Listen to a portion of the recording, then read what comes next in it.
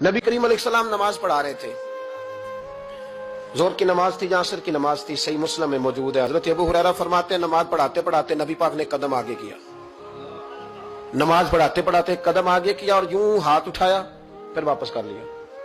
अब नमाज पढ़ के ना तो सलाम फेरा तो सहाबा अर्ज करने लगे या रसूल अल्लाह सल्लल्लाहु अलैहि वसल्लम, वो नमाज में पैर भी आगे किया तो हाथ भी उठाया, तो वजह क्या थी? पहला सवाल तो यह है कि आप लोग नमाज पढ़ रहे थे या हुजूर को देख रहे थे?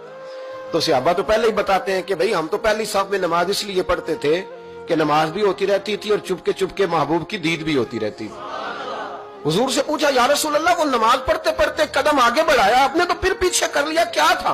और हाथ उठाया तो फिर आपने नीचे कर लिया। तो नबी करीम फरमाने लगे नमाज पढ़ाते पढ़ाते जब मैंने कहा ना समी अल्लाहु लिमन हमीदा, अचानक मेरी नजर उठी तो जन्नत में चली गई।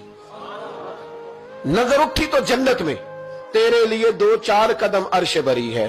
तो महबूब फरमाते हैं जब मेरी ऊपर नजर गई ना तो मैंने देखा कि अंगूरों का एक खोशा लटक रहा है जन्नत में, तो मैंने हाथ बढ़ाया कि तोड़ लूं।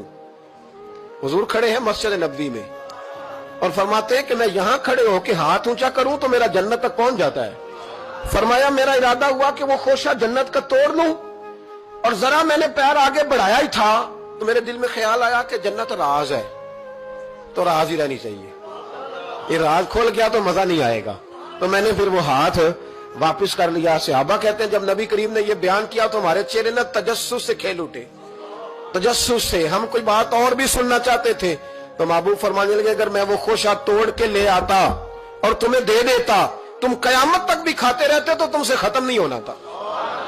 ये सही मुस्लिम की हदीस है। ओ भाई, मेरे रसूल करीम के वाक़या में राज पे शिकवा करना, कहना समझ में नहीं आती कैसे गए थे। तो तू जो चाहे तो हर शब हो मिसाले शबे असरा, इसलिए कि तेरे लिए 2-4 कदम